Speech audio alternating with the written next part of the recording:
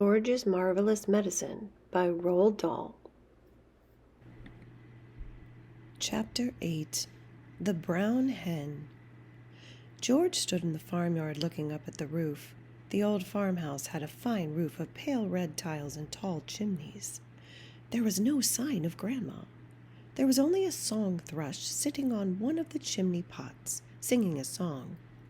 The old Wurzels got stuck in the attic, George thought. Thank goodness for that.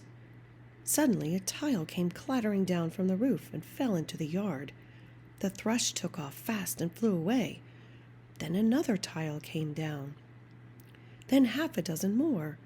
And then, very slowly, like some weird monster rising up from the deep, Grandma's head came through the roof. Then her scrawny neck and the tops of her shoulders. "How am I doing, boy?" she shouted. "How's that for a bash-up?" "Don't you think you'd better stop now, Grandma?" George called out. "I have stopped," she answered. "I feel terrific. Didn't I tell you I had magic powers? Didn't I warn you I had wizardry in the tips of my fingers? But you wouldn't listen to me, would you? You wouldn't listen to your old Grandma."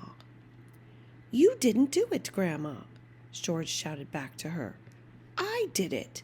I made you a new medicine."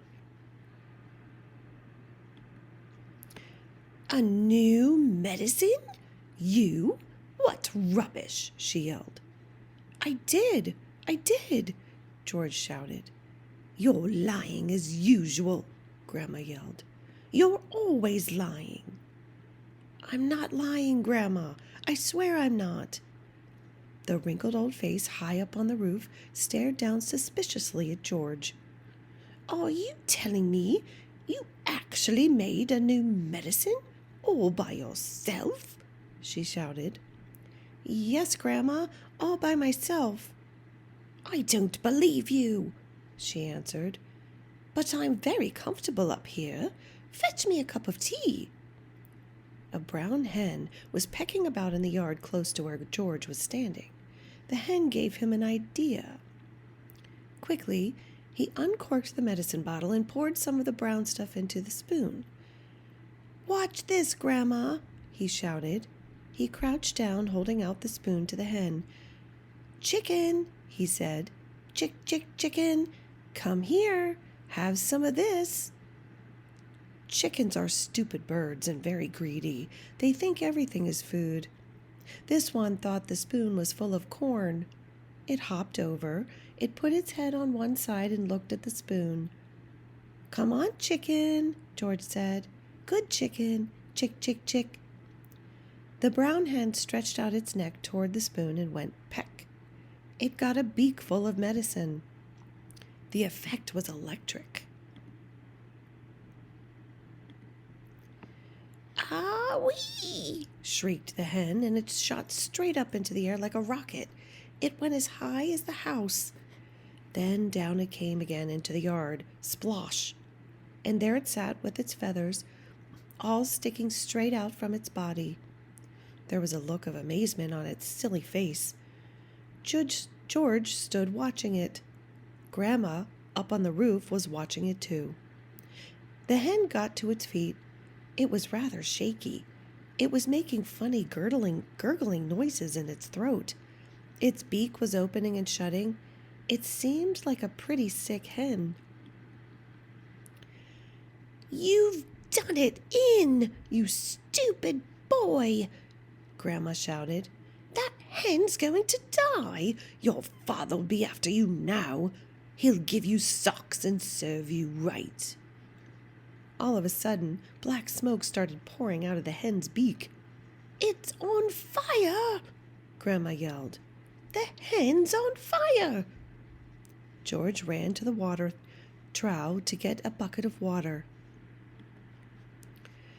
"That hen'll be roasted and ready for eating any moment," Grandma shouted.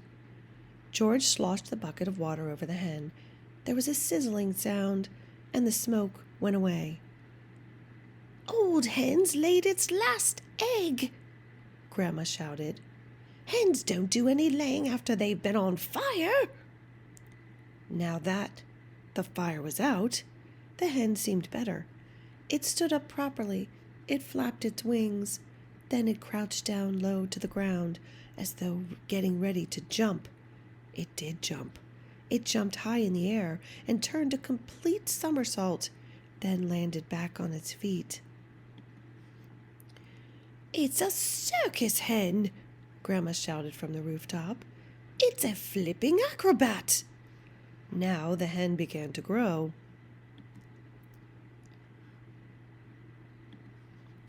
George had been waiting for this to happen.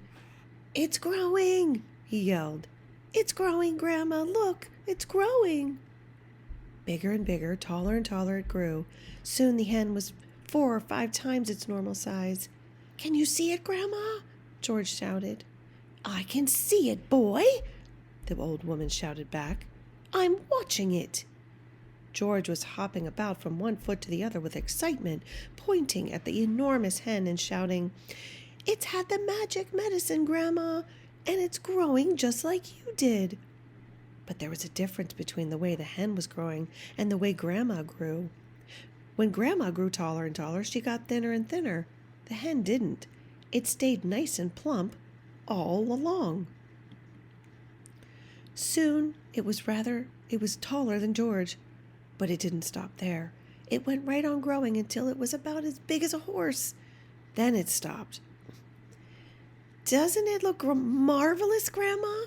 George shouted. "It's not as tall as me," Grandma sang out. "Compared with me, that hen is titchy small. I am the tallest of them all."